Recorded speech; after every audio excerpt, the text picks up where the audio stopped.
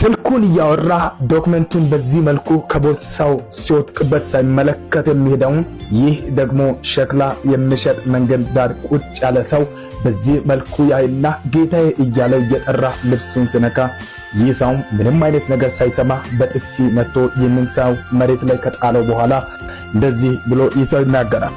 አንተ ምን ሆነ ነው ልብሴን የምትነካው?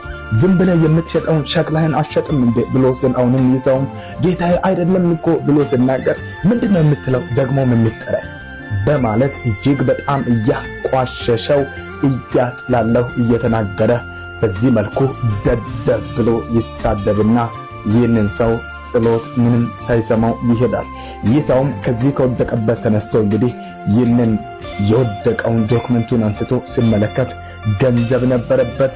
በተመሳሳይ ደግሞ አስፈላጊ የሆኑ እጅግ በጣም ጠቃሚ የሆኑ ዶክመንቶች ውስጥ መኖራቸውን በዚህ መልኩ ያነባል ማለት ነው።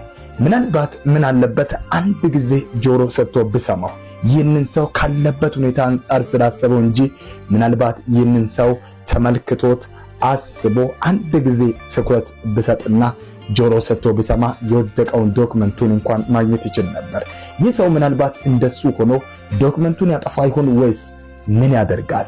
አብረን በሚቀጥለው ቪዲዮ የምናየው አንድ ጊዜ ለሰው ልጅ ጆሮ ሰጥቶ መስማት እንዴት ያለ ትልቅ ነገር ነው።